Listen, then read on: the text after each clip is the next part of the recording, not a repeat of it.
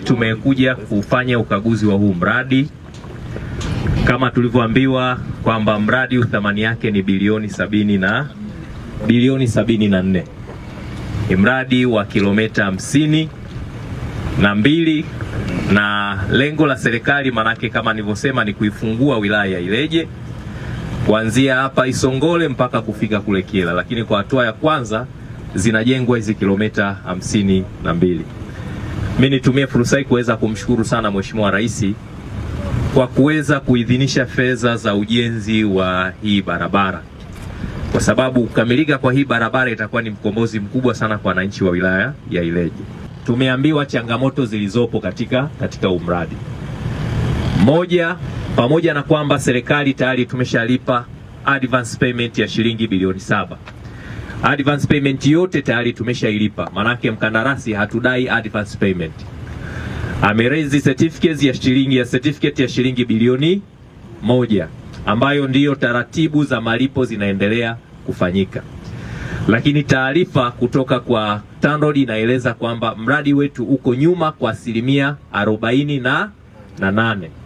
Kwa hiyo inaonekana kuna delays katika utekelezaji wa huu mradi. Kwa hiyo spidi ya utekelezaji wa mradi huu hairidhishi.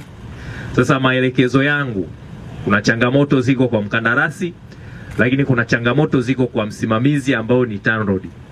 Maelekezo yetu kama serikali, tunataka usimamizi uongezeke.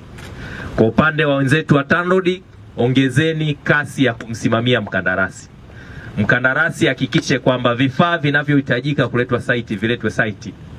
Kwa sababu kama tumefanya advance payment na ile fedha advance payment ndio ambayo inatumika kwa ajili ya kufanya mobilization, si ndio? Mobilization maana ni pamoja kuleta vifaa vyote vinavyohitajika site. Sasa kama fedha tumeshalipa tayari, kwa nini vifaa vingine mpaka leo havijafika hapa site? Manake TANROADS na nyie mnashindwa kumsimamia kikamilifu huyu mkandarasi kuhakikisha kwamba vifaa vyote vinavyohitajika viwepo site. Lakini hali kadhalika pamoja na hilo ni kuhakikisha kwamba wale wataalamu kutoka kwenye kampuni hii wanaohusika na utaalamu wa usimamizi wa barabara wawepo site. Kwa sababu kama project manager ndo amehusika kuweza kusimamia na hayupo site kwa muda wa wiki 2, manake wanaofanya kazi ya usimamizi wa mradi ni akina nani? Manake kuna maswali mengine tulikuwa tunauliza kwa hawa, lakini wanaonekana hawafahamu. Anayejua mwenye majibu ni project manager. Hayupo site kwa muda wa wiki 2.